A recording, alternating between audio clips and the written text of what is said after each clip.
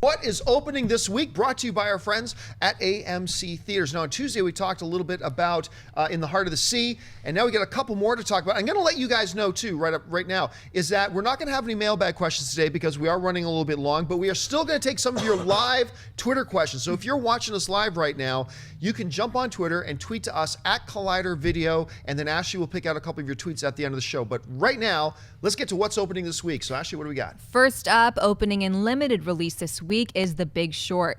When four outsiders saw what the big banks, media, and government refused to, the global collapse of the economy, they had an idea, The Big Short. Their bold investment leads them into the dark underbelly of modern banking, where they must question everyone and everything. And expanding into wider release this week is Legend. Suave, charming, and volatile Reggie Cray, Tom Hardy, and his unstable twin brother Ronnie start to leave their mark on the London underworld in the 1960s. Using violence to get what they want, the siblings orchestrate robberies and murders while running nightclubs and protection rackets. With police detective Leonard Nipper Reed hot on their heels, the brothers continue their rapid rise to power and achieve tabloid notoriety. Christian, which of these films should audiences be looking forward to? Well, if you're a Tom Hardy fan and you really enjoy Hardy, obviously you're going to want to see him play this role because you can reference back to Jean-Claude Van Damme in Double Impact. But no, I think that he's getting a lot of buzz off these performances. I just hear the movie's not great. I want to see the movie, obviously, because I am a Tom Hardy fan, and I'm very curious. And gangster movies, I love gangster movies, so I want to see what he does as the Cray twins.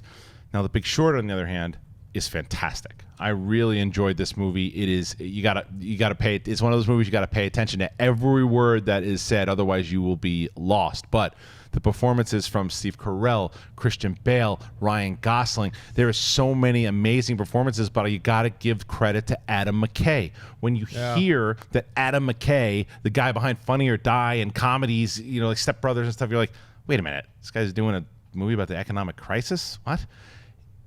Man, what a great job from him, because he was fighting against people not thinking he can do it, and he did it. And it's the same, based off the same author, the guy who wrote Moneyball. Yep. And it is a movie that really surprised me. And The Blind Side. Yes. Yeah. And I was when you hear this cast, and when we talked about the trailer, of course you want to see the movie. But I was surprised with how much I liked it. And remember, though, also, this movie is like a horror film in certain parts, when you know what the banks were capable of, and when they tell you the things that happen with this crash. I was familiar with what was going on. I just didn't know to the extent, and it is terrifying. I was so hyped to see Legend for so long because I want to see these harder. But you're right. All the reports I'm hearing, I haven't seen Legend yet, but all the reports are that it's a mediocre film at best. So that kind of put a temperament on that. But I think it's still worth going to see just to see, an actor like Tom Hardy pulling the Double Impact thing. So that's pretty cool.